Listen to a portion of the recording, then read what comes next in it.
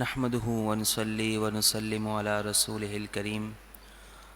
اما بعد فاعوذ بالله من الشيطان الرجيم بسم الله الرحمن الرحيم مولاي صل وسلم دائما ابدا على حبيبك خير الخلق كلهم يا من يشفع عند حضرة طه اشفع لنا يا اوجه الشفعاء نظرت الى بلاد الله جمعا كخردلة على حكم اتصال مولاي صل وسلم دائما ابدا على حبيبك خير الخلق كلهم گنج بخش فیض عالم مظہر نور خدا ناکسارا پیر کامل کامل آرا رہنما. اللہ تبارک و تعالیٰ کا فضل، اسی کا احسان کہ اس نے ہمیں ایک مرتبہ پھر یہاں پر اپنے دربار میں حاضر ہونے کی توفیق عطا فرمائی اور قرآن مجید فرقان حمید کے نور سے ہمیں منور ہونے کی توفیق عطا فرمائی. اللہ تبارک و تعالیٰ سے دعا ہے کہ ہمیں آئندہ بھی اسی طرح یہاں پر جمع ہو کر قرآن مجید فرقان حمید کو سمجھنے کی توفیق عطا فرمائے. اللہ تبارک و تعالیٰ نے قرآن مجید فرقان حمید میں ارشاد فرمایا. آج کا درس قرآن پاک کا آغاز سورہ نساء کے 11ویں رکوع اور 5ویں پارے کے 8ویں رکوع سے ہوتا ہے. بسم اللہ الرحمن الرحیم. اللہ تبارک و تعالیٰ کے نام سے شروع جو بہت زیادہ مہربان نہایت رحم فرمانے والا. الم تر الی الذین قیل لهم کفوا ایدیکم واقیموا الصلاۃ وآتوا الزکاۃ. کیا آپ نے ان لوگوں کی طرف نہ دیکھا جن سے کہا گیا کہ تم اپنے ہاتھوں کو روک لو اور نماز قائم کرو اور زکوٰۃ ادا کرو. اس آیت مبارکہ کا شان نزول اس طرح ہے کہ ہجرت مدینہ سے پہلے کفار نے مسلمانوں کو طرح طرح کی ایذائیں دی اور طرح طرح کی تکلیفیں دی. تو مسلمانوں نے حضور صلی اللہ تعالیٰ علیہ وآلہ وسلم کی بارگاہ میں یہ عرض کی کہ یا رسول اللہ صلی اللہ تعالیٰ علیہ وآلہ وسلم، کفار مکہ ہمیں طرح طرح کے ہم پر ظلم کرتے ہیں اور ہمیں ایذا پہنچاتے ہیں. انہوں نے ہمیں جو ہے بہت ہی زیادہ تکلیفیں دی، تو آپ ہمیں جہاد کی اجازت دیجئے تاکہ ہم ان کفار سے لڑیں اور ان کے ساتھ مقابلہ کریں. تو حضور صلی اللہ تعالیٰ علیہ وآلہ وسلم نے اس وقت انہیں اجازت نہ دی کیونکہ جہاد کا حکم نہیں آیا تھا. تو اللہ تبارک و تعالیٰ نے اس آیت مبارکہ کا نزول فرمایا جس میں ارشاد فرمایا گیا کہ کیا آپ نے ان لوگوں کی طرف نہ دیکھا کہ جن سے کہا گیا کہ تم اپنے ہاتھوں کو روک لو. یعنی ابھی جہاد کا اللہ تبارک و تعالیٰ نے حکم نہیں ارشاد فرمایا، لہٰذا تم جہاد ابھی نہ کرو. جب اللہ تبارک و تعالیٰ کا حکم آئے گا تب تم جہاد کرنا. تو لہٰذا اب وَأَقِیمُوا الصَّلَاةَ وَآتُوا الزَّکَاۃَ، تو لہٰذا اب تم نماز قائم کرو اور زکوٰۃ ادا کرو. تو اس سے مفسرین فرماتے ہیں ایک بات ظاہر ہوئی کہ جہاد کا حکم بعد میں نازل ہوا، پہلے نماز کا اور زکوٰۃ کا جو ہے وہ حکم نازل ہوا. پھر اس کے بعد اللہ تبارک و تعالیٰ نے کچھ عرصے بعد جو ہے وہ جہاد کا حکم ارشاد فرمایا. فَلَمَّا كُتِبَ عَلَيْهِمُ الْقِتَالُ، پھر جب ان پر جہاد فرض کر دیا گیا، اِذَا فَرِيقٌ مِّنْهُمْ يَخْشَوْنَ النَّاسَ كَخَشْيَةِ اللَّهِ أَوْ أَشَدَّ خَشْيَةً، تو جبھی ان میں سے ایک گروہ لوگوں سے ڈرنے لگا جیسا کہ اللہ تبارک و تعالیٰ سے ڈرتا ہے یا اس سے بھی زیادہ. یعنی جب اللہ تبارک و تعالیٰ نے مسلمانوں پر جہاد فرض کر دیا تو اس کے بعد مسلمانوں کا ایک گروہ جو ہے وہ ڈرنے لگا. یعنی مراد یہ ہے کہ انہیں خوف طبعی ہونے لگا. جیسے انسان جو ہے وہ موت سے گھبراتا ہے تو اسی طرح انہیں ایک خوف طبعی تھا جو انسان کے اندر تقریباً جو ہے وہ انسان کے اندر یہ عادت پائی جاتی ہے کہ اسے خوف لاحق ہوتا ہے. تو جب ابتداءً جہاد فرض ہوا تو مسلمانوں کو خوف لاحق ہونے لگا اور وہ لوگوں سے ڈرنے لگے. تو اللہ تبارک و تعالیٰ نے یہی ارشاد فرمایا کہ اذا فریق منہم یخشون الناس، کہ جبھی ان میں سے ایک گروہ وہ لوگوں سے ڈرنے لگا کخشیۃ اللہ او اشد خشیہ، جیسا کہ اللہ تبارک و تعالیٰ سے ڈرتا ہے یا اس سے بھی زیادہ. وقالوا ربنا لما كتبت علينا القتال، اور انہوں نے کہا اے ہمارے رب تو نے ہم پر جہاد کیوں فرض کر دیا. یعنی مسلمانوں کے ایک گروہ نے اللہ تبارک و تعالیٰ سے عرض کی کہ یا اللہ تو نے ہم پر جہاد کو کیوں فرض کیا؟ یہ سوال ان کا اعتراض کرنا مقصد نہیں تھا، بلکہ اس سوال کا مقصد اللہ تبارک و تعالیٰ سے حکمت دریافت کرنا تھا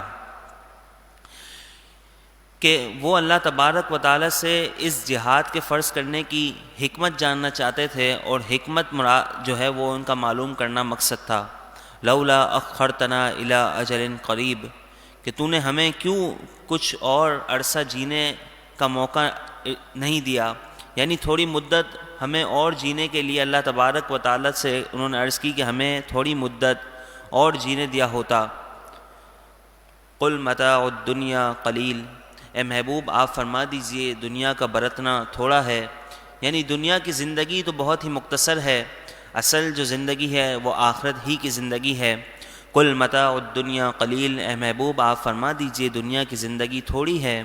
والآخرۃ خیر لمن اتقی، اور آخرت بہتر ہے اس کے لیے کہ جو ڈرے۔ یعنی جہاد کر کے تم جو ہے وہ اللہ تبارک و تعالیٰ کی بارگاہ میں سرخرو ہوگے، اور اللہ تبارک و تعالیٰ کے یہاں سے تمہیں بلند و بالا درجات عطا کی جائیں گے۔ جہاد جو ہے وہ اللہ تبارک و تعالیٰ نے فرض کیا، اور جہاد کی بہت ہی زیادہ اہمیت ہے۔ اسلام کی بقا اور اسلام کو مضبوط کرنے کے لیے جہاد جو ہے وہ ہمیشہ سے ضروری رہا ہے۔ جہاد کی جو ہے بے شمار احادیث مبارکہ میں فضیلتیں آتے ہیں۔ حدیث پاک میں آتا ہے حضور صلی اللہ تعالیٰ علیہ وآلہ وسلم نے ارشاد فرمایا کہ جہاد میں ایک رات پہرا دینا دنیا اور جو کچھ اس میں ہے اس سے بہتر ہے۔ بخاری شریف اور مسلم شریف کی یہ حدیث پاک ہے۔ حضور نے فرمایا کہ جہاد میں ایک دن جو ہے وہ پہرا دینا یہ دنیا اور جو کچھ اس میں ہے اس سے بہتر ہے۔ ایک اور حدیث پاک میں آتا ہے حضور صلی اللہ تعالیٰ علیہ وآلہ وسلم نے ارشاد فرمایا کہ جہاد میں صبح یا شام کو جانا دنیا اور جو کچھ اس میں ہے اس سے بہتر ہے۔ تو لہٰذا جہاد کی جو ہے وہ بے حد فضیلت احادیث مبارکہ میں وارد ہوئی۔ اسی طرح ایک حدیث مبارکہ میں آتا ہے حضور صلی اللہ تعالیٰ علیہ وآلہ وسلم نے ارشاد فرمایا کہ جو بندہ جنت میں چلا جائے گا تو اس کو کبھی یہ حسرت نہ ہوگی کہ وہ دنیا کی طرف دوبارہ لوٹایا جائے، لیکن ایک واحد شہید ہے کہ وہ جنت میں جانے کے بعد بھی یہ التجا کرے گا کہ کاش مجھے دوبارہ زندگی عطا کی جائے، میں دنیا میں جاؤں اور اللہ تبارک و تعالیٰ کی راہ میں شہید کر دیا جاؤں۔ تو جنت میں جانے کے بعد کسی کی یہ حسرت نہ ہوگی کہ وہ جنت سے نکالا جائے،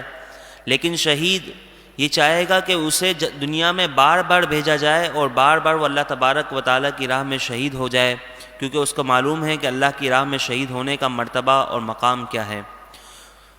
تو اللہ تبارک و تعالیٰ نے یہی ارشاد فرمایا کہ دنیا کا برتنا تھوڑا ہے، والآخرۃ خیر لمن اتقی، اور آخرت بہتر ہے اس کے لیے کہ جو ڈرے۔ ولا تظلمون فتیلا، اور تم پر دھاگے برابر بھی جو ہے وہ ظلم نہیں کیا جائے گا، یعنی تمہارے اعمال کا بدلہ پورا دیا جائے گا اور تمہیں جو ہے وہ اس کے بدلے سے کچھ بھی کم نہ کیا جائے گا۔ اینما تکونوا یدرککم الموت ولو کنتم فی بروج مشیدہ، تم جہاں کہیں بھی ہو تمہیں موت آئے گی اگرچہ تم مضبوط قلعوں ہی میں کیوں نہ ہو۔ یعنی انسان کو موت کا ذائقہ تو ہے وہ چکھنا ہے۔ اللہ تبارک و تعالی نے ارشاد فرمایا کل نفس ذائقۃ الموت، کہ ہر جان کو موت کا مزہ چکھنا ہے۔ موت تو حقیقت میں آنی ہی ہے، موت کا کوئی وقت مقرر نہیں، موت بچے کو بھی آئے گی، جوان کو بھی آ جاتی ہے، بوڑھے کو بھی آ جاتی ہے، تو انسان کو ہر وقت اپنی موت کو یاد کرتے رہنا چاہیے۔ اللہ تبارک و تعالی نے ارشاد فرمایا اینما تکونوا یدرککم الموت، تم جہاں کہیں بھی ہو تمہیں موت تو آئے گی، ولو کنتم فی بروج مشیدہ، اگرچہ تم مضبوط قلعوں ہی میں کیوں نہ ہو۔ وَإِن تُصِبْهُمْ حَسَنَةٌ يَقُولُوا هَٰذِهِ مِنْ عِنْدِ اللَّهِ،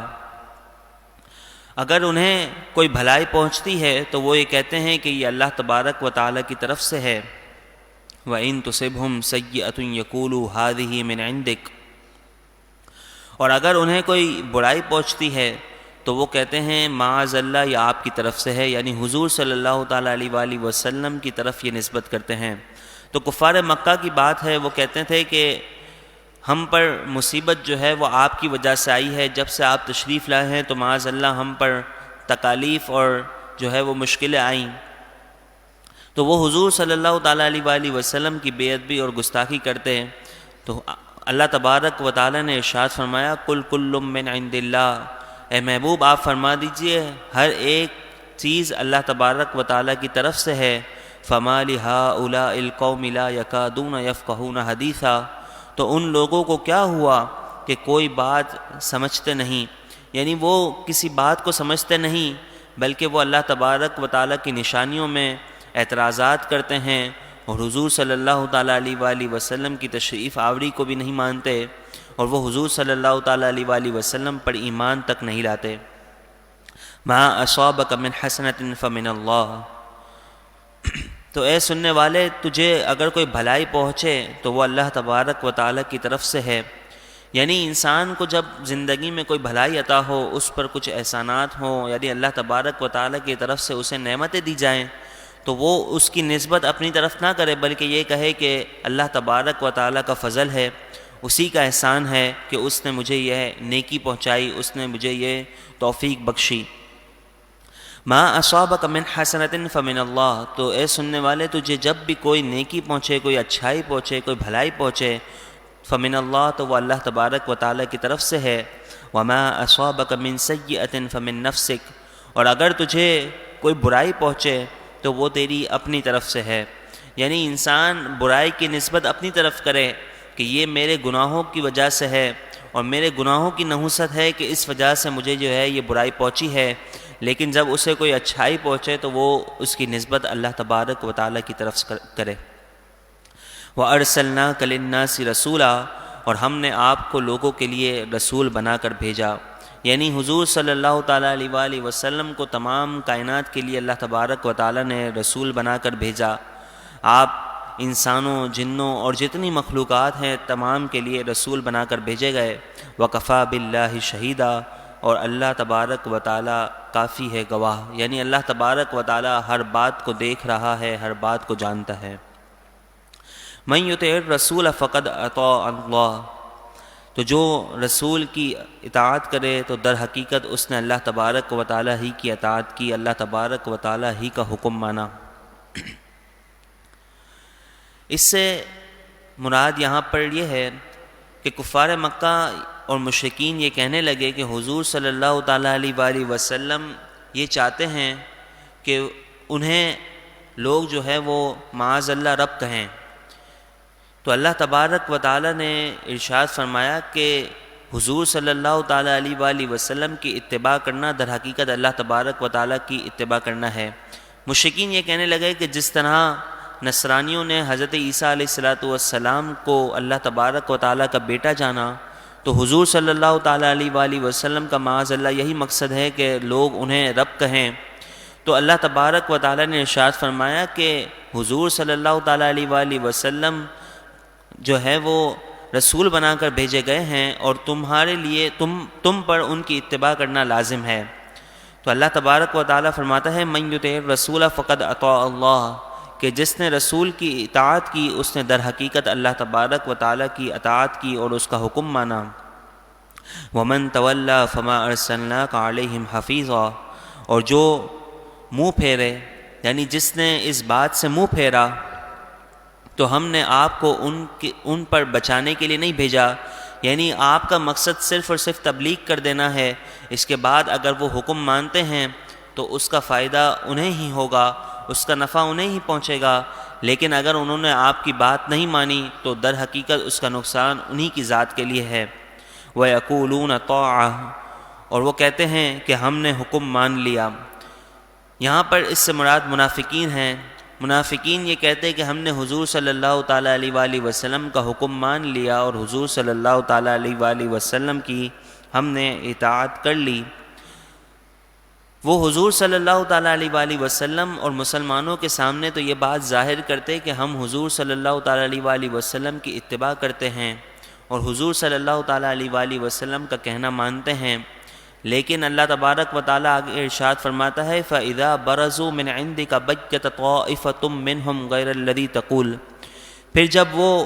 تمہارے پاس سے نکل کر جاتے ہیں تو ان میں سے رات کو ایک گروہ اس کے خلاف کرتا ہے جو اس نے کہا تھا، یعنی دن میں وہ آپ صلی اللہ تعالیٰ علیہ وآلہ وسلم اور مسلمانوں کے سامنے جو ہے وہ ان کے ہی ہو جاتے کہ وہ در حقیقت مسلمان ہیں، لیکن رات کو وہ مسلمانوں کے خلاف سازشیں کرتے اور ان کے خلاف پلاننگ کرتے۔ تو اللہ تبارک و تعالیٰ نے ارشاد فرمایا کہ وہ منہ پر کہتے ہیں کہ ہم حضور کی اتباع کرتے ہیں اور مسلمانوں کے ساتھ ہیں، لیکن در حقیقت وہ رات کو مسلمانوں کے خلاف سازشیں اور پلاننگ کرتے ہیں۔ واللہ یکتب ما یبیتون، اور اللہ تبارک و تعالیٰ لکھ رہا ہے جو وہ منصوبے رات کو بناتے ہیں۔ آج بھی یہی معاملہ ہے، مسلمانوں کے سامنے وہ کیا ہیں اور پیچھے سے جو ہے وہ در حقیقت مسلمانوں کے دشمن ہیں۔ مسلمانوں سے انہوں نے عداوت رکھی اور بغض رکھا، یوں کہتے ہیں کہ ہم مسلمانوں کے ساتھ ہیں، لیکن دیکھا جائے تو وہ مسلمانوں کے ساتھ نہیں بلکہ مسلمانوں کو دبانے پر اور مسلمانوں کو جو ہے وہ شکست دینے پر جو ہے وہ آمادہ ہیں۔ تو اللہ تبارک و تعالیٰ نے منافقین کا کردار ظاہر کر دیا اور فرمایا کہ وہ منہ پر تو جو ہے بہت اچھے بنتے ہیں اور کہتے ہیں کہ ہم مسلمانوں کے ساتھ ہیں، لیکن در حقیقت وہ مسلمانوں کے خلاف سازشیں کرتے ہیں۔ واللہ یکتب ما یبیتون، اور اللہ تبارک و تعالیٰ لکھ رہا ہے جو وہ رات کو منصوبے بناتے ہیں، رات کو جو پلاننگ کرتے ہیں۔ فأعرض عنہم وتوکل علی اللہ، تو آپ ان سے اعراض فرمائیے اور اللہ تبارک و تعالیٰ پر بھروسہ رکھیں۔ وکفیٰ باللہ وکیلا، اور اللہ تبارک و تعالیٰ کام بنانے کے لیے کافی ہے۔ افلا یتدبرون القرآن، تو کیا وہ قرآن میں غور نہیں کرتے، یعنی وہ کیا قرآن میں غور و خوض نہیں کرتے اور قرآن میں تفکر و تدبر نہیں کرتے؟ وَلَوْ كَانَ مِنْ عِنْدِ غَيْرِ اللَّهِ لَوَجَدُوا فِيهِ اخْتِلَافًا كَثِيرًا، اگر یہ قرآن اللہ تبارک و تعالیٰ کے علاوہ کی طرف سے ہوتا، یعنی یہ قرآن اگر اللہ تبارک و تعالیٰ کی طرف سے نہ ہوتا، لَوَجَدُوا فِيهِ اخْتِلَافًا كَثِيرًا، تو وہ اس میں بہت ہی زیادہ اختلاف پاتے۔ مشرکین اور کفار یہ کہنے لگے کہ قرآن پاک اللہ تبارک و تعالیٰ کی کتاب نہیں بلکہ یہ ایک من گھڑت کتاب ہے۔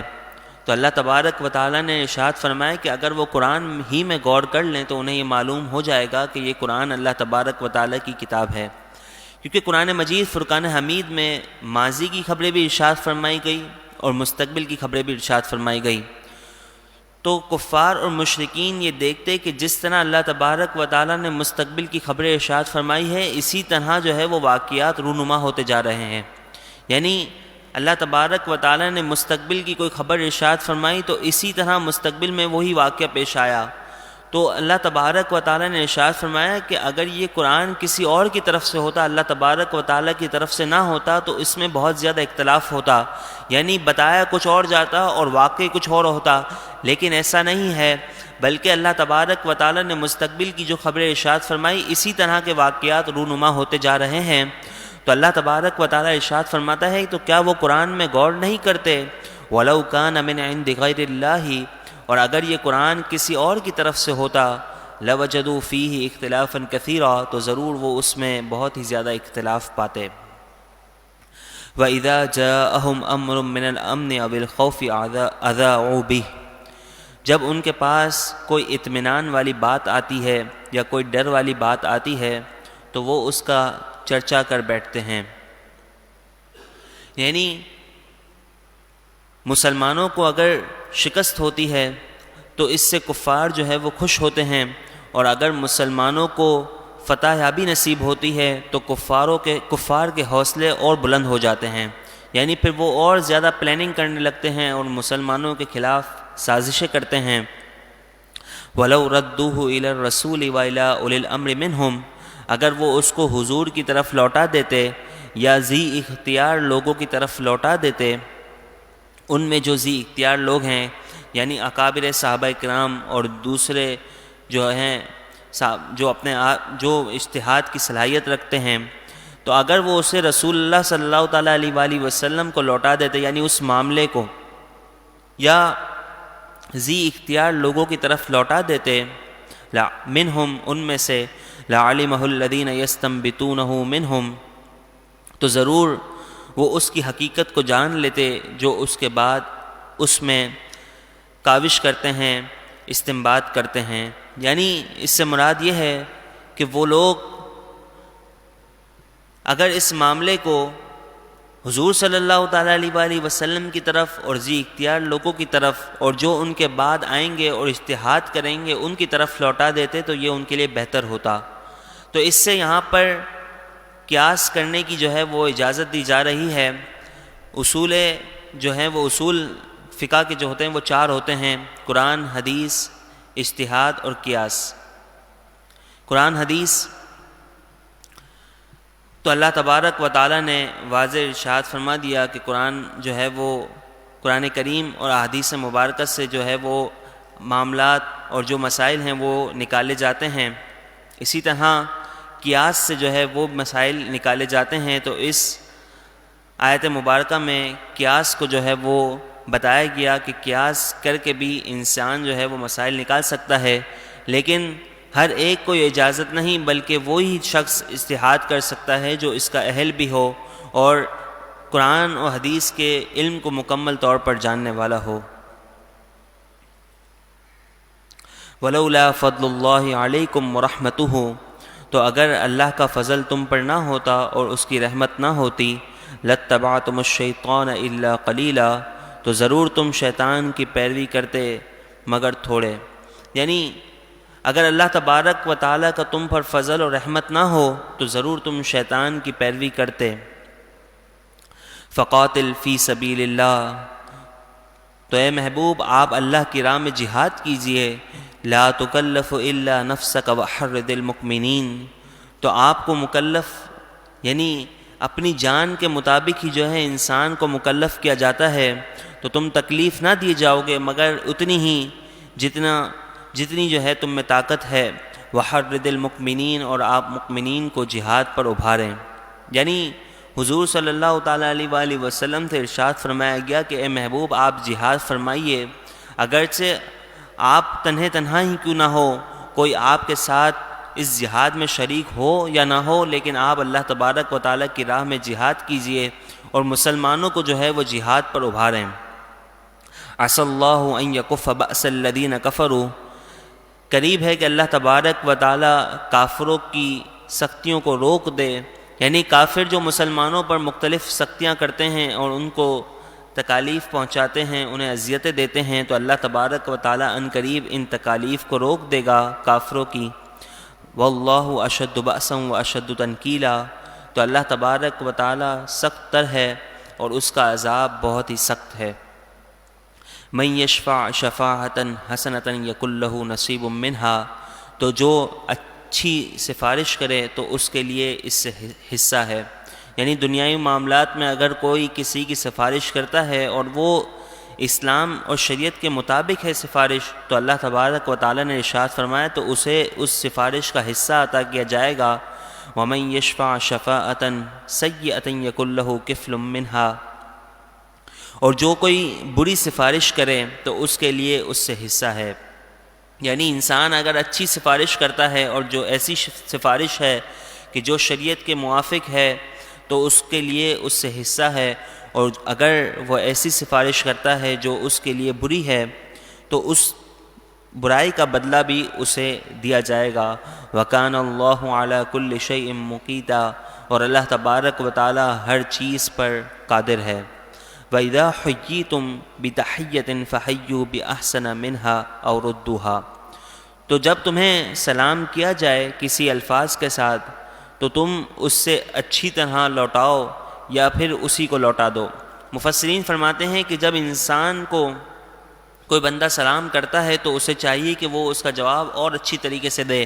مثلا اگر کسی نے کہا السلام علیکم تو سامنے والا کہے السلام علیکم ورحمۃ اللہ۔ اگر اس نے کہا کہ السلام علیکم ورحمۃ اللہ تو سامنے والا کہے السلام علیکم ورحمۃ اللہ وبرکاتہ، تو اس سے اچھے طریقے سے جو ہے وہ جواب دے۔ سلام کرنا سنت ہے لیکن سلام کا جواب دینا واجب ہے۔ تو جب انسان کو چاہیے کہ وہ سلام کو جو ہے وہ عام کرے۔ حضور صلی اللہ تعالیٰ علیہ وآلہ وسلم نے حدیث مبارکہ میں خود ارشاد فرمایا افشوا السلام، کہ سلام کو پھیلاؤ۔ سلام سے جو ہے وہ محبتیں بڑھتی ہیں، تو انسان کو چاہیے کہ وہ آپس میں ایک دوسرے کو سلام کریں، اور سلام اچھی طریقے سے کیا جائے اور اس کا جواب بھی جو ہے وہ اچھے طریقے سے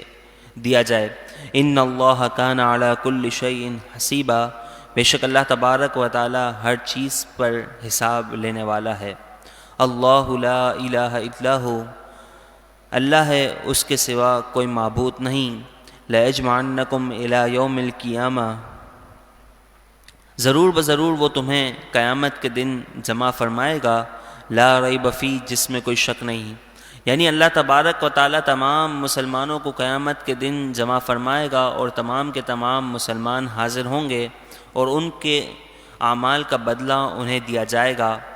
اور اس قیامت کے آنے میں اللہ تبارک و تعالی نے ارشاد فرمایا کہ لا ریب فیہ، اس میں کوئی شک نہیں۔ ومن اصدق من اللہ حدیثا، اور اللہ تبارک و تعالی سے زیادہ کس کی بات سچی ہو سکتی ہے؟ یعنی حقیقت میں سب سے زیادہ سچی بات اللہ تبارک و تعالی ہی کی ہے۔ اللہ تبارک و تعالی نے جو باتیں ارشاد فرمائی وہ حق ہے، اور وہی جو ہے وہ سچ ہے، یعنی اللہ تبارک و تعالی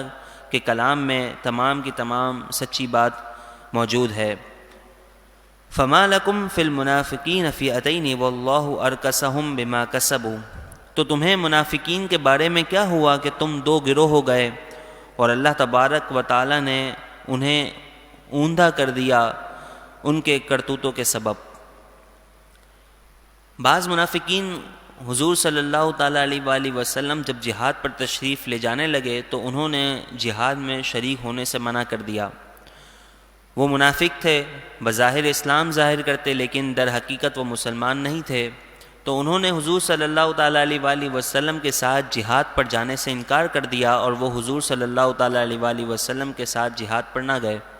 تو مسلمانوں کے اس معاملے میں دو گروہ ہو گئے کہ اب منافقین کو کیا کیا جائے، آیا انہیں قتل کر دیا جائے یا انہیں معاف کر دیا جائے؟ بعض مسلمانوں نے کہا کہ جو منافقین جہاد میں شریک نہیں ہوئے انہیں ہم قتل کر دیتے ہیں، اور بعض مسلمانوں نے کہا کہ ان منافقین کو چھوڑ دیا جائے۔ تو اللہ تبارک و تعالی نے ارشاد فرمایا کہ تمہیں کیا ہو گیا کہ تم منافقین کے بارے میں دو گروہ ہو گئے، جبکہ اللہ تبارک و تعالی نے تو ان کے کرتوتوں کے سبب ان کو اوندھا کر دیا۔ اتریدون ان تہدوا من اضل اللہ، تو کیا تم یہ چاہتے ہو کہ جسے اللہ تبارک و تعالی نے گمراہ کیا تم اسے ہدایت دو؟ ومن یضلل اللہ فلن تجد له سبیلا، تو جسے اللہ تبارک و تعالی گمراہ کر دے تو ہرگز اس کے لیے اے مخاطب تو کوئی راہ نہ پائے گا۔ یعنی جسے اللہ تبارک و تعالی گمراہ فرما دے پھر اس کے لیے کوئی راہ باقی نہیں رہتی، یعنی پھر وہ بہت ہی مشکل سے جو ہے وہ اسلام کی راہ پر گامزن ہوتا ہے۔ تو یہ ہدایت کا مل جانا در حقیقت اللہ تبارک و تعالی ہی کی طرف سے ہے، اور اسی کا احسان، اسی کا فضل ہوتا ہے۔ تو انسان اللہ تبارک و تعالی پر ایمان لاتا ہے اور اللہ تبارک و تعالی کی بتائی ہوئی باتوں پر عمل کرتا ہے۔ وَدُّوا لَوْ تَكْفُرُونَ كَمَا كَفَرُوا فَتَكُونُونَ سَوَاءً، اور وہ یہ چاہتے ہیں کہ تم کافر ہو جاؤ جس طرح انہوں نے کفر کیا، یعنی وہ مسلمانوں کے بارے میں یہ چاہتے ہیں کہ ہم جس طرح کافر ہیں مسلمان بھی معاذ اللہ اسی طرح کافر ہو جائیں۔ فَتَكُونُونَ سَوَاءً، تو تم اس صورت میں برابر ہو جاؤ گے۔ فَلَا تَتَّخِذُوا مِنْهُمْ أَوْلِيَاءَ حَتَّى يُهَاجِرُوا فِي سَبِيلِ اللَّهِ، تو تم انہیں ہرگز دوست نہ بناؤ یہاں تک کہ وہ اللہ تبارک و تعالی کی راہ میں ہجرت کر لیں، یہاں تک کہ وہ ہجرت کر لیں۔ اس سے مراد یہ ہے کہ اس وقت مسلمانوں اور منافقین اور کفار کے درمیان پہچان کا طریقہ یہ تھا کہ جو شخص ہجرت کر کر اس شہر سے نکل جائے اور کفار کو چھوڑ دے تو وہ در حقیقت مسلمان ہوتا۔ تو اللہ تبارک و تعالی نے ارشاد فرمایا کہ جب تک تم تحقیق نہ کر لو کہ وہ مسلمان ہیں انہیں دوست نہ بناؤ، یعنی ان کے ظاہری اسلام کو دیکھ کر ان سے دوستی اور یاری نہ کرو جب تک کہ وہ ہجرت نہ کر لیں۔ اگر وہ اللہ تبارک و تعالی کی راہ میں ہجرت کر لیتے ہیں، اپنا گھر بار چھوڑ کر اس کی راہ میں نکل جاتے ہیں، تو تم پھر انہیں دوست بنا لو۔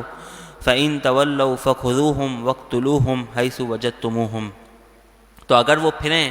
تو تم انہیں پکڑو اور ان کو قتل کر دو جہاں کہیں تم ان کو پاؤ۔ یعنی پھر اس آیت مبارکہ میں اللہ تبارک و تعالی نے جہاد کا حکم ارشاد فرمایا اور فرمایا گیا کہ جہاں کہیں تم کافروں کو پاؤ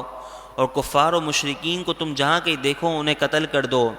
کیونکہ وہ اللہ تبارک و تعالی اور حضور کے دین کے دشمن ہیں، تو لہٰذا جہاں کہیں تم ان کو پاؤ انہیں قتل کر دو۔ وَلَا تَتَّخِذُوا مِنْهُمْ وَلِيًّا وَلَا نَصِيرًا، اور تم انہیں دوست اور مددگار نہ بناؤ۔ إِلَّا الَّذِينَ يَصِلُونَ إِلَىٰ قَوْمٍ بَيْنَكُمْ وَبَيْنَهُمْ مِيثَاقٌ۔ اللہ تبارک و تعالی نے ارشاد فرمایا کہ کافر اور منافقین کو دوست اور مددگار نہ بناؤ، مگر وہ لوگ جو ایسی جگہ پناہ لے لیں جن سے مسلمانوں کا معاہدہ ہو چکا ہے کہ مسلمان انہیں کچھ نہیں کہیں گے، تو اگر وہ بھی مسلمانوں کے جو ہے ان لوگوں کے پاس چلے جاتے ہیں جن سے مسلمانوں کا معاہدہ ہوا ہے، تو پھر انہیں امان دی جائے گی اور ان کو قتل نہیں کیا جائے گا۔ یعنی اس آیت مبارکہ میں اللہ تبارک و تعالی نے بعض لوگوں کو خاص کر دیا کہ اگر کفار اور مشرکین ایسے لوگوں کے ساتھ جا کر ملتے ہیں کہ جن سے مسلمانوں کا معاہدہ ہو چکا ہے، تو پھر انہیں اللہ تبارک و تعالی نے قتل کرنے کا حکم ارشاد نہیں فرمایا، بلکہ ان کو پھر چھوڑ دیا جائے گا۔ إِلَّا الَّذِينَ يَصِلُونَ إِلَىٰ قَوْمٍ بَيْنَكُمْ وَبَيْنَهُمْ مِيثَاقٌ، مگر وہ لوگ جو ایسی قوم کی طرف جا پہنچے جن سے تمہارے درمیان اور ان کے درمیان کوئی معاہدہ ہے، أَوْ جَاءُوكُمْ حَسِرَتْ صُدُورُهُمْ، یا وہ آئے اس حالت میں کہ ان کے پاس ان کے دلوں میں سکت نہ رہی، أَن يُقَاتِلُوكُمْ أَوْ يُقَاتِلُوا قَوْمَهُمْ، کہ وہ لڑیں تم سے یا ان کی اپنی قوم سے۔ اگر وہ ایسے کمزور ہیں کہ وہ لڑ نہیں سکتے، تو پھر اللہ تبارک و تعالی نے ارشاد فرمایا پھر ان کو تم قتل نہ کرو۔ وَلَوْ شَاءَ اللَّهُ لَسَلَّطَهُمْ عَلَيْكُمْ فَلَقَاتَلُوكُمْ، اور اگر اللہ تبارک و تعالی چاہتا تو ان کو تسلط دیتا، انہیں قابو دے دیتا تم پر، فَلَقَاتَلُوكُمْ، تو ضرور وہ تم سے لڑتے۔ لیکن اللہ تبارک و تعالی نے مسلمانوں کا رعب اور دبدبہ ان کافر اور مشرکین پر جمع کر رکھا، اور وہ مسلمانوں سے خائف ہوتے اور مسلمانوں کو جو ہے مسلمانوں سے وہ خوف کرتے اور مسلمانوں سے وہ ڈرتے، تو یہ اللہ تبارک و تعالی نے مسلمانوں کا دبدبہ جو ہے وہ کافرین اور مشرکین پر جو ہے وہ برقرار رکھا تھا۔ فَإِنِ اعْتَزَلُوكُمْ فَلَمْ يُقَاتِلُوكُمْ، اور اگر وہ تم سے کنارہ کریں اور وہ تم سے اگر جنگ نہ کریں، وَأَلْقَوْا إِلَيْكُمُ السَّلَمَ، اور اگر وہ تمہاری طرف صلح کریں، صلح کا کوئی پیام ڈالیں،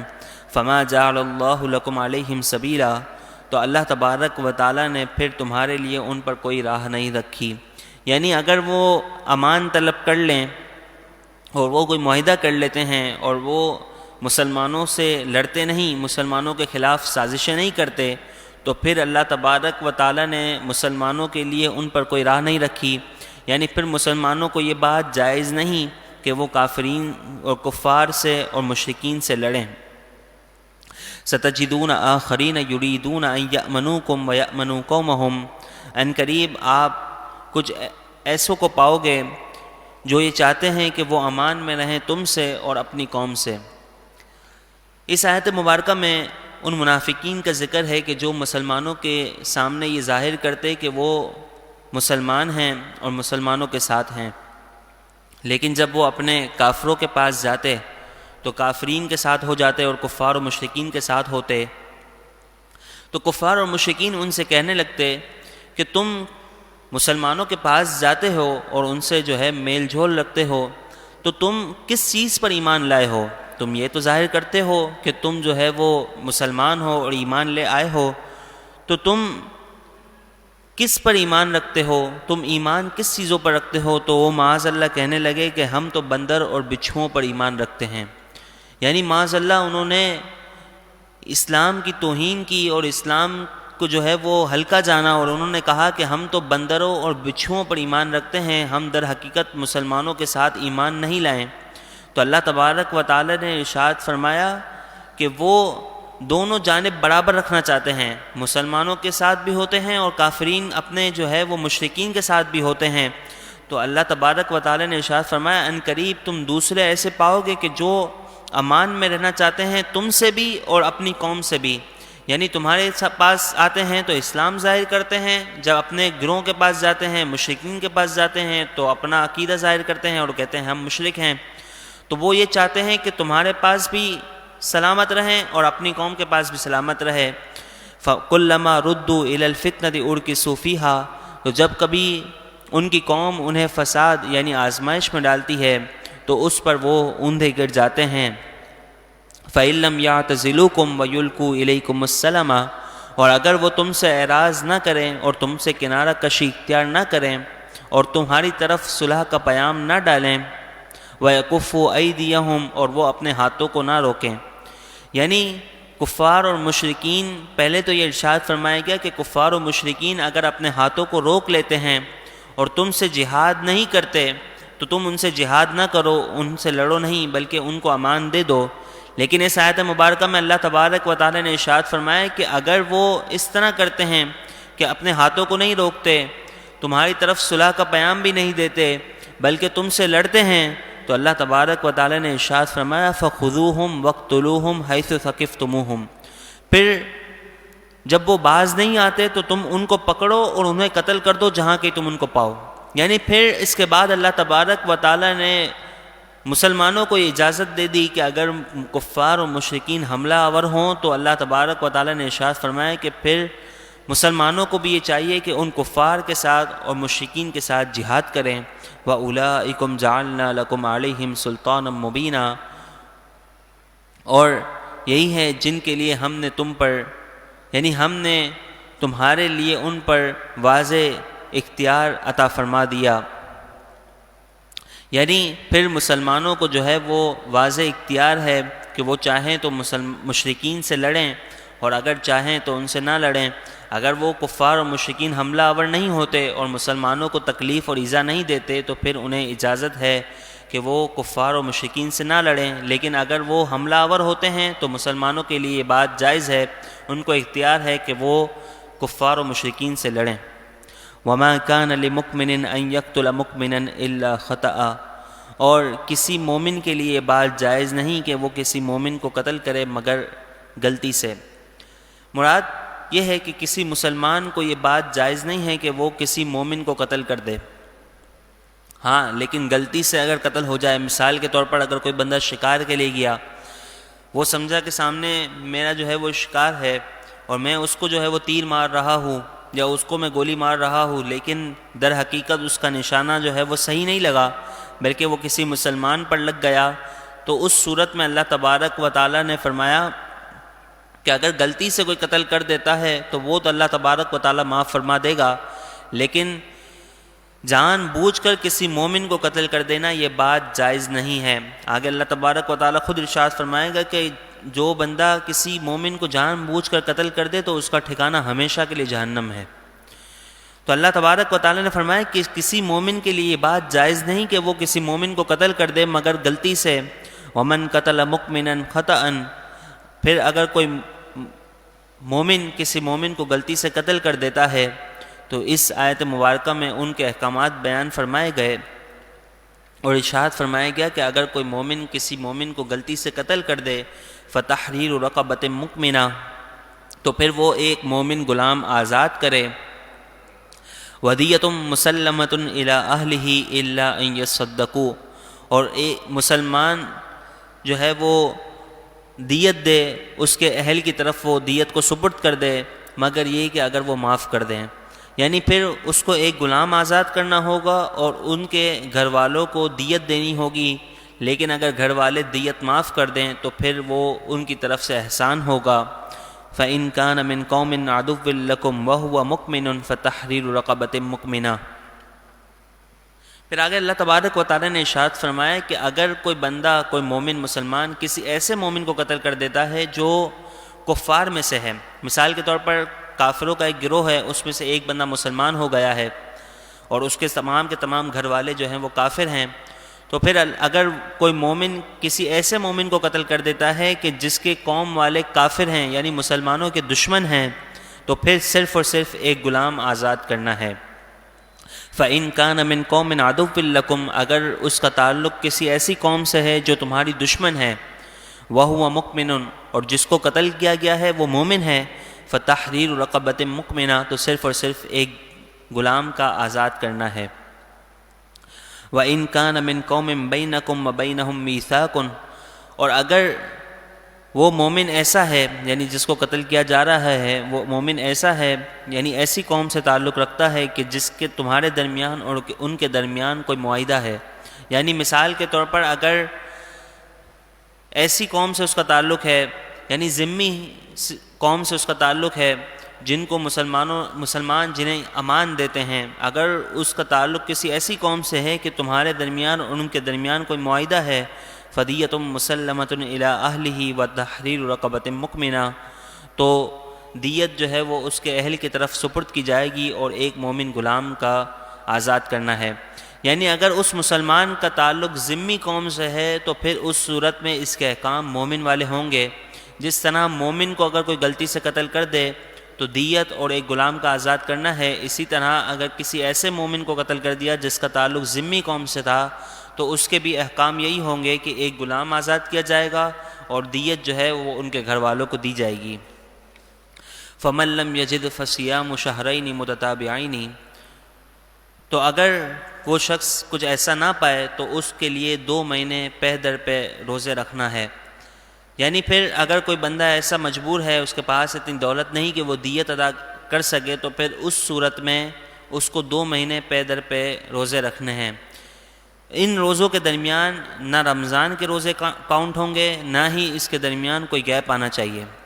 تو پے در پہ روزے رکھنے ہیں، یعنی 2 مہینے کے لگاتار روزے رکھنے ہیں۔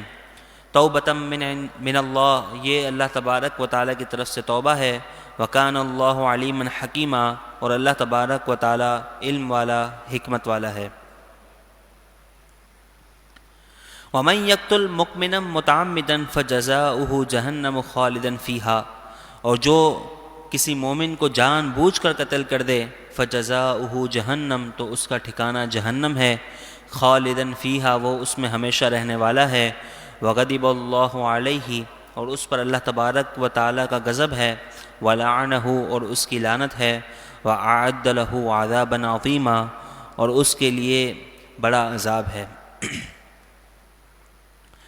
اللہ تبارک و تعالیٰ نے یہاں پر ارشاد فرمایا کہ کوئی مومن اگر کسی مومن کو جان بوجھ کر قتل کر دیتا ہے تو پھر اس کا ٹھکانہ جہنم ہے۔ آج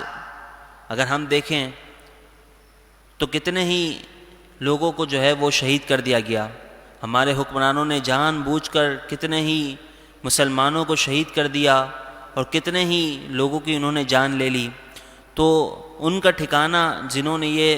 حکم جاری کیا اور جنہوں نے ان کو قتل کیا تو ان کا ٹھکانہ اللہ تبارک و تعالیٰ ارشاد فرماتا ہے جہنم ہے۔ جو کسی مومن کو جان بوجھ کر قتل کر دے تو اس کا ٹھکانہ جہنم ہے اور اس پر اللہ کا غضب ہے اور اس کی لعنت ہے، وَأَعَدَّ لَهُ عَذَابًا عَظِيمًا اور اس کے لیے بڑا عذاب ہے۔ یا ایھا الذین آمنوا اے ایمان والو، اذا ضربتم فی سبیل اللہ جب تم اللہ تبارک و تعالیٰ کی راہ میں جہاد کو چلو، فتبینوا تو تم تحقیق کر لو، ولا تقولوا لمن القى الیکم السلام اور تم نہ کہو اس کے بارے میں جو تم پر سلام پیش کرے، لست مؤمنا کہ تو مومن نہیں۔ یعنی اگر کوئی تم پر سلام پیش کرتا ہے، جہاد میں تم جاتے ہو اور کوئی تمہیں سلام پیش کرتا ہے تو تم اس کے بارے میں یہ گمان نہیں کر لو کہ وہ مسلمان نہیں ہے۔ اس آیت مبارکہ میں یہ ارشاد فرمایا گیا کہ مسلمان جو ہے وہ جب جہاد کے لیے نکلیں تو ان کے لیے یہ بات جائز نہیں ہے کہ وہ کسی کو جو ہے وہ اسی طرح قتل کر دیں، اور اگر وہ اس کے ظاہری حلیے پر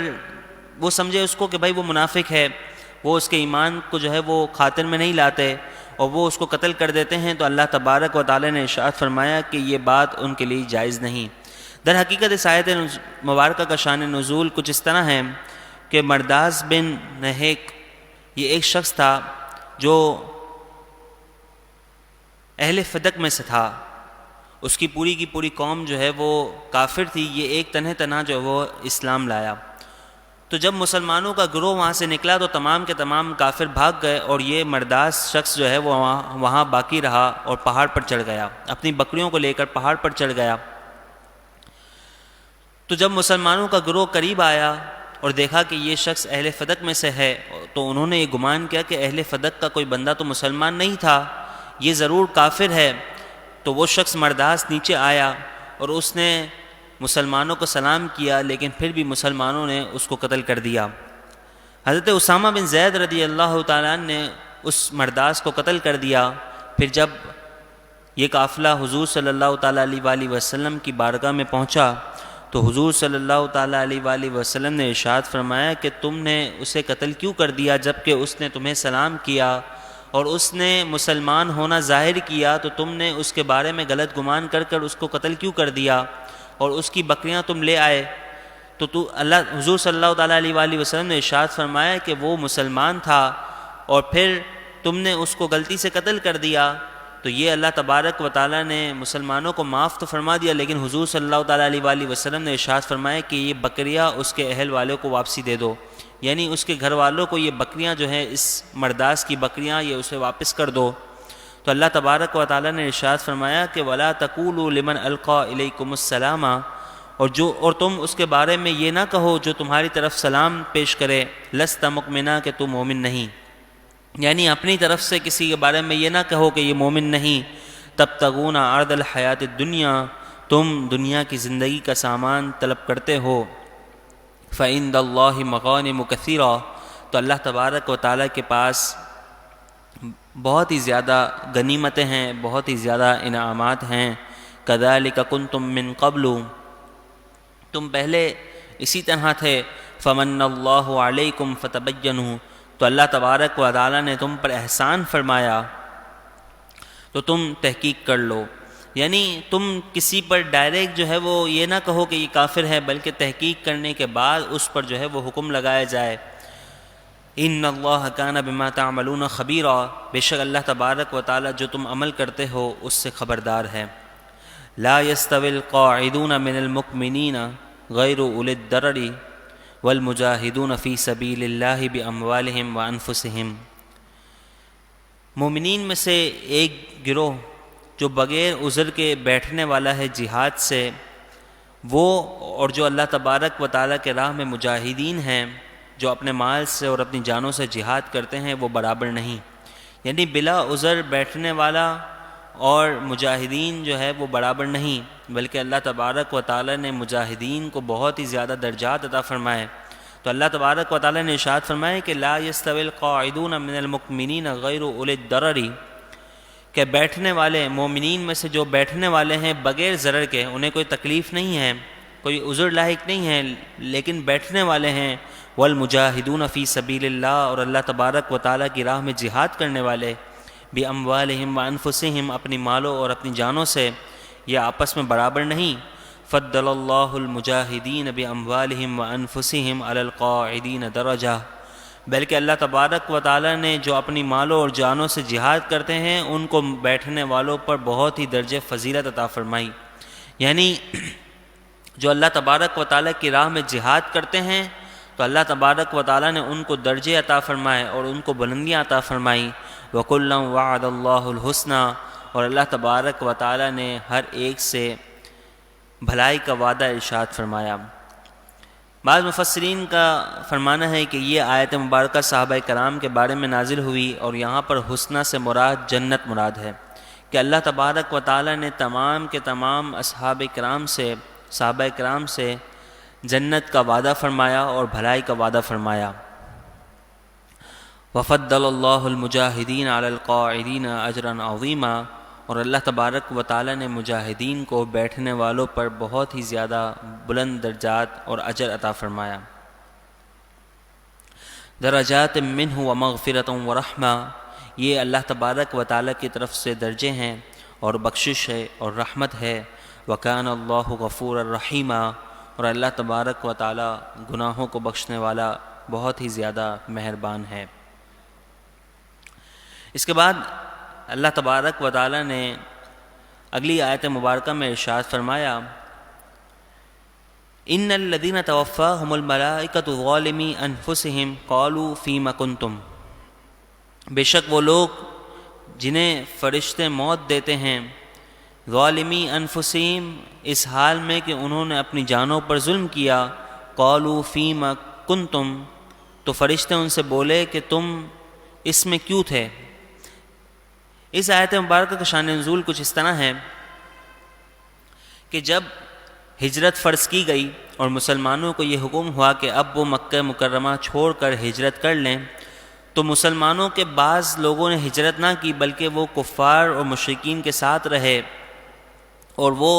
غزوہ بدر میں مسلمانوں کے خلاف ان کافروں کے ساتھ آئے۔ یعنی انہوں نے مسلمانوں کے ساتھ ہجرت نہیں کی بلکہ کافروں کے ساتھ رہ کر غزوہ بدر میں مسلمانوں کے خلاف جو ہے وہ لڑنے کے لیے آ گئے، اور کفار و مشرکین کے ساتھ وہ جنگ بدر میں مارے گئے۔ تو اللہ تبارک و تعالی نے ارشاد فرمایا کہ جب فرشتوں نے ان کو موت دی، حالانکہ انہوں نے اپنی جانوں پر ظلم کیا تھا، تو فرشتے ان سے بولے تم اس میں کیوں تھے؟ قالوا كنا مستضعفین فی الارض، وہ کہنے لگے ہم زمین میں کمزور تھے، یعنی ہم نے ہجرت اس لیے نہیں کی کہ ہم زمین میں بہت زیادہ کمزور تھے۔ قالوا الم تکن ارض اللہ واسعۃ فتہاجروا فیہا، تو فرشتے ان سے کہنے لگے کہ کیا اللہ کی زمین وسیع نہ تھی کہ تم اس میں ہجرت کرتے؟ یعنی تمہیں کس نے یہ اجازت دی کہ تم کفار اور مشرکین کے ساتھ رہو؟ بلکہ تمہیں چاہیے تھا کہ تم کفار اور مشرکین سے اپنی جان چھڑا کر اس زمین کو چھوڑ دیتے اور کسی دوسری زمین میں جا کر پناہ لیتے اور اس کی طرف ہجرت کرتے۔ فَأُولَٰئِكَ مَأْوَاهُمْ جَهَنَّمُ، یہی لوگ ان کا ٹھکانہ جہنم ہے، وَسَاءَتْ مَصِيرًا، اور بہت ہی بری جگہ ہے پلٹنے کی۔ إِلَّا الْمُسْتَضْعَفِينَ مِنَ الرِّجَالِ وَالنِّسَاءِ، لیکن آگے اللہ تبارک و تعالی نے بعض لوگوں کا اس سے استثناء فرما دیا کہ بعض جو ہے وہ صرف اور صرف بہانے کرنے لگے کہ ہم کمزور تھے اور ہجرت نہیں کر سکے، لہٰذا ہم کفار اور مشرکین کے ساتھ جو ہے وہ جہاد میں شریک ہوئے، اور بدر میں پھر وہ مسلمانوں کے خلاف انہوں نے سازشیں کی اور لڑنے لگے۔ تو وہ کمزور نہیں تھے، لیکن انہوں نے جو ہے وہ یہ بات ظاہر کی کہ کمزور تھے، تو اللہ تبارک و تعالی نے ارشاد فرمایا کہ تمہارا ٹھکانہ جہنم ہے، تم بہانے بناتے ہو،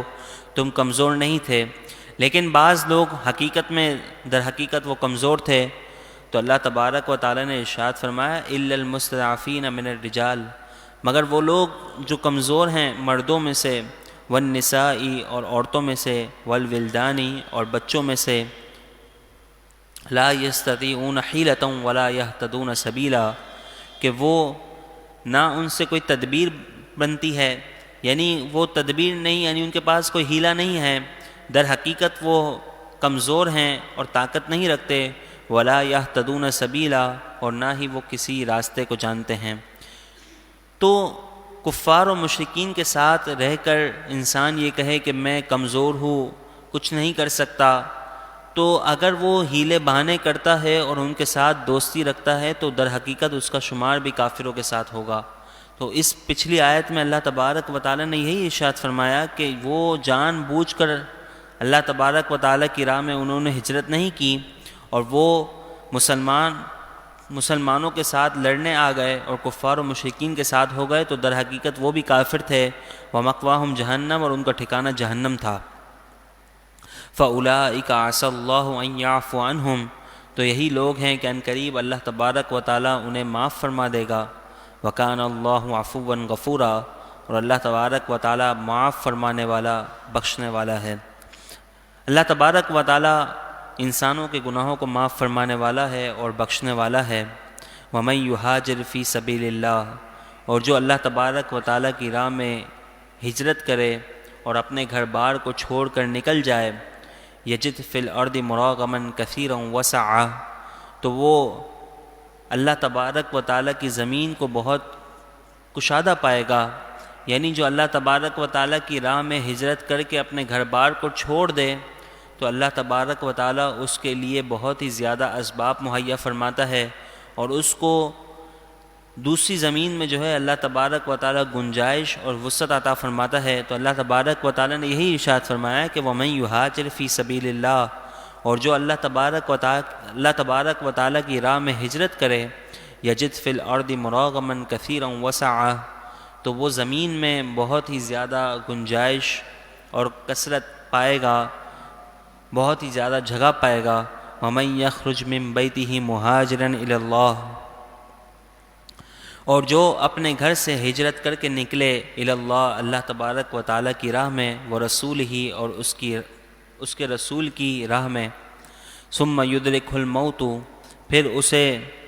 موت آ جائے، یعنی جو شخص اللہ تبارک و تعالیٰ اور اس کے رسول کی راہ میں نکلتا ہے اور اس کو پھر موت آ جاتی ہے، فقد وقع اجرہ علی اللہ،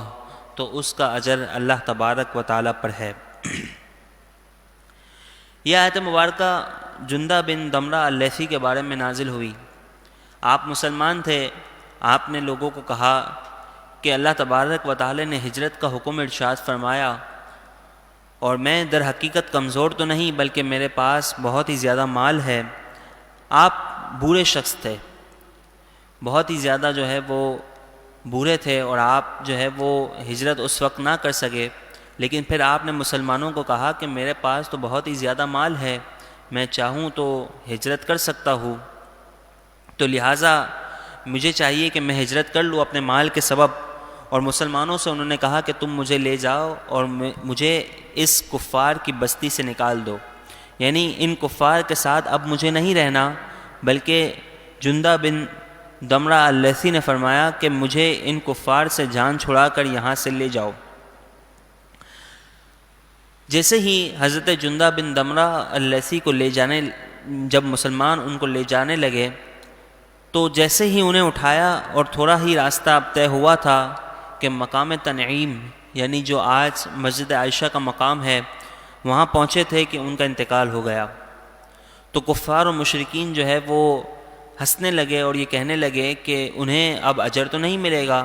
ان کا مقصد تو ہجرت کرنا تھا اور ثواب کو پانا تھا، لہٰذا ان کا تو انتقال ہو گیا حضرت دمرہ کا، لہٰذا انہیں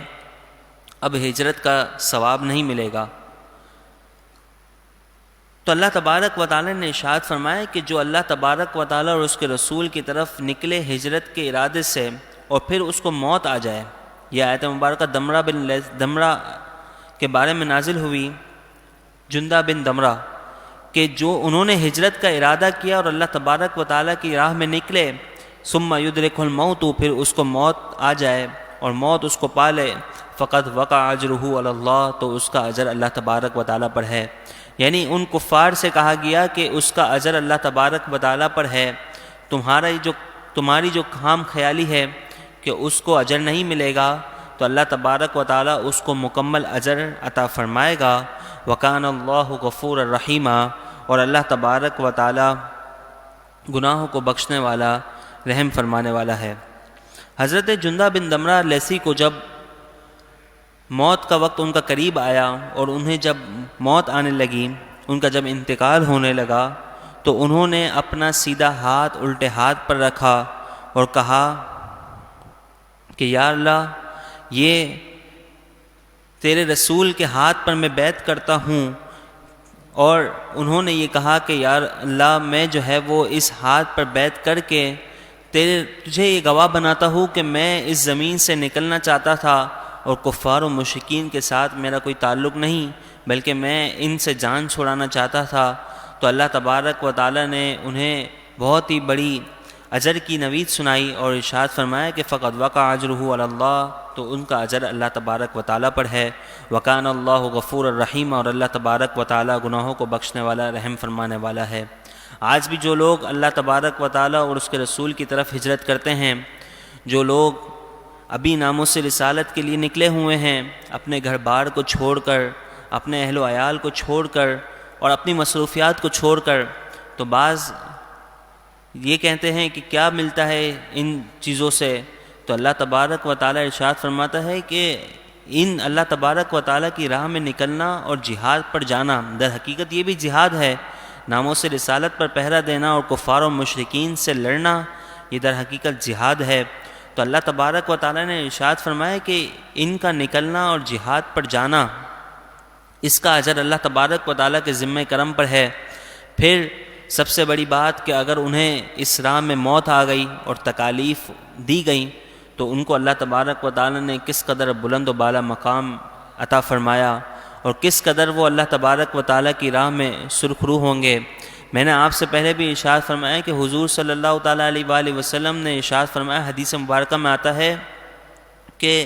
کوئی شخص جنت میں چلا جائے پھر اس کو یہ تمنا نہیں ہوگی کہ میں دوبارہ زندہ کیا جاؤں اور میں دوبارہ دنیا کی طرف بھیج دیا جاؤں، لیکن شہید وہ ہوگا کہ جس کو یہ تمنا ہوگی کہ میں بار بار دنیا میں بھیجا جاؤں اور اللہ تبارک و تعالیٰ مجھے بار بار یہ مقام و مرتبہ عطا فرمائے۔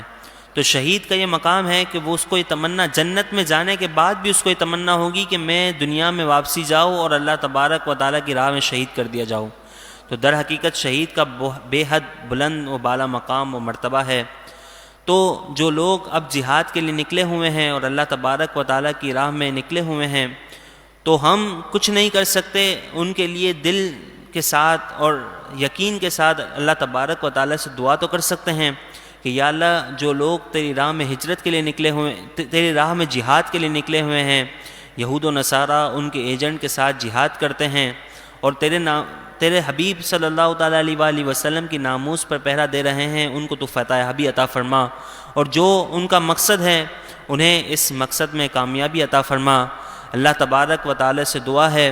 کہ اللہ تبارک و تعالیٰ ہمیں ناموس رسالت پر پہرا دینے کی توفیق عطا فرمائے اور ان مسلمانوں کے ساتھ جو ہے وہ ان کے ساتھ تعاون کرنے کی اور ان کے لیے دعائیں کرنے کی توفیق عطا فرمائے۔ اللہ تبارک و تعالیٰ نے جو انہیں مقام و مرتبہ عطا فرمایا، اللہ تبارک و تعالیٰ ہمیں بھی اس مقام و مرتبے کا کچھ حصہ عطا فرمائے۔ وآخر دعوانا ان الحمد للہ رب العالمین۔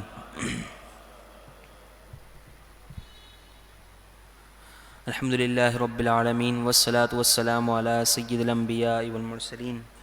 اللہم رب ارحمہما کما ربیانی صغیرا، اللہم رب اغفر لی ولوالدی وللمؤمنین یوم یقوم الحساب۔ اللہم ربنا آتنا فی الدنیا حسنۃ وفی الآخرۃ حسنۃ وقنا عذاب النار۔ یا اللہ پاک جو سنا گیا، جو ہم نے یہاں پر درس پاک سنا، اسے اپنی بارگاہ میں قبول و منظور فرما۔ یا اللہ پاک اس درس کے دینے میں یا سننے میں کوئی غلطی ہوئی تو اپنے لطف و کرم سے اس کو معاف فرما۔ یا اللہ پاک تو اس سے دعا کرتے ہیں مولا اس درس قرآن پاک کو اپنی بارگاہ میں قبول و منظور فرما۔ یا اللہ پاک ہمیں قرآن پاک سمجھنے کی توفیق عطا فرما، صحیح معنی میں قرآن سمجھ کر اس کو دوسروں تک پہنچانے کی توفیق عطا فرما۔ یا اللہ پاک قرآن کے فہم سے ہم تمام کو منور فرما، ہمارے گھر والوں کو بھی اس کی برکت عطا فرما۔ یا اللہ پاک تجھ سے دعا کرتے ہیں حضور صلی اللہ تعالیٰ علیہ وآلہ وسلم کی ناموس پر جتنے مسلمان نکلے ہوئے ہیں مولا ان کو عظیم فتح یابی عطا فرما۔ مولا جتنے ناموس رسالت کے معاملے میں حضور صلی اللہ تعالیٰ علیہ وآلہ وسلم پر اپنی جانیں لٹائی، مولا ان کے درجات کو بلندی عطا فرما۔ مولا ان پر جو کرم اور نوازشات ہو رہی ہیں مولا اس کا حصہ ہمیں بھی عطا فرما۔ مولا تجھ سے دعا کرتے ہیں قبلہ سعد حسین رضوی صاحب کو اور حضرت استاد محترم حضرت علامہ غلام غوث بغدادی صاحب کو جلد باعزت شاندار رہائی عطا فرما۔ جتنے اسیران ناموس رسالت ہیں مولا انہیں جلد باعزت شاندار رہائی عطا فرما۔ یا اللہ پاک تجھ سے دعا کرتے ہیں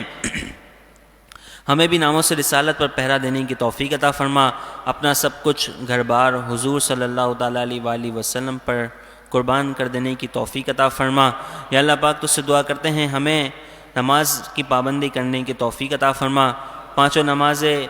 جو ہے وہ بجماعت صف اول میں ادا کرنے کی توفیق عطا فرما۔ جلد مدینہ منورہ مکہ مکرمہ کی سعادت عطا فرما، مولا حج مبرور عطا فرما۔ مولا ہم تمام کو اہل خانہ کے ساتھ جلد مدینہ پاک کی بادب بآسانی حاضریاں عطا فرما۔ یا اللہ پاک تجھ سے دعا کرتے ہیں جتنے یہاں حاضر ہیں مولا جن کا جو مقصد ہے جو مراد ہے مولا ان تمام کو پورا فرما، جو بیمار ہیں مولا ان کی بیماری کو دور فرما۔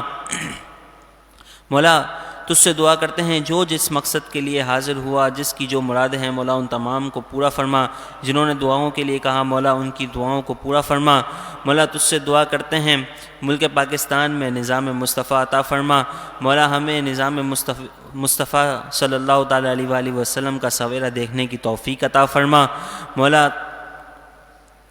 ہم تمام کو بھی جذبہ جہاد شوق شہادت عطا فرما۔ مولا جو پڑھا گیا اسے جو یہاں پر درس قرآن ہوا اسے اپنی بارگاہ میں قبول و منظور فرما۔ اس کا ثواب حضور صلی اللہ تعالیٰ علیہ وآلہ وسلم کو پیش کرتے ہیں، قبول و منظور فرما۔ آپ صلی اللہ تعالیٰ علیہ وآلہ وسلم کے صدقے وسیلے سے تمام انبیاء کرام، صحابہ کرام، ازواج مطہرات، امہات المؤمنین، بالخصوص سید الشہداء امیر حمزہ رضی اللہ تعالیٰ عنہ کو پیش کرتے ہیں، قبول و منظور فرما۔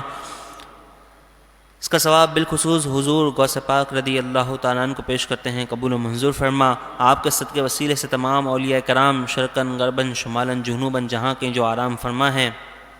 ان تمام کو پیش کرتے ہیں، قبول و منظور فرما۔ بالخصوص اس کا ثواب حضور دولہ شاہ سبزواری علیہ رحمہ کو پیش کرتے ہیں، قبول و منظور فرما۔ اس کا ثواب مولا قبلہ امیر المجاہدین حضرت علامہ حافظ خادم حسین رضوی رحمۃ اللہ تعالیٰ علیہ کو پیش کرتے ہیں، قبول و منظور فرما۔ یا اللہ پاک ان کے جذبہ جہاد اور سے ہمیں بھی حصہ عطا فرما۔ یا اللہ پاک حضور پر اپنا سب کچھ قربان کر دینے کی توفیق عطا فرما۔ یا اللہ پاک تجھ سے دعا کرتے ہیں بالخصوص مولا اس کا ثواب شہیدان ناموس رسالت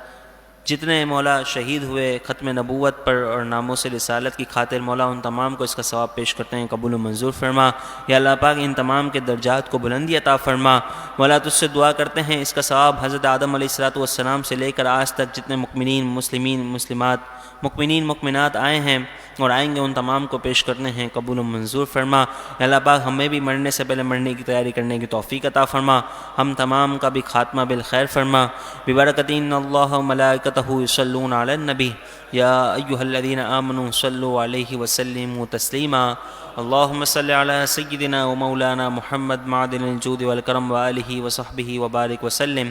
صلاۃ و سلام علیک یا سیدی یا مکی یا مدنی یا رسول اللہ۔ سبحان ربک رب العزۃ عما یصفون وسلام علی المرسلین والحمد للہ رب العالمین۔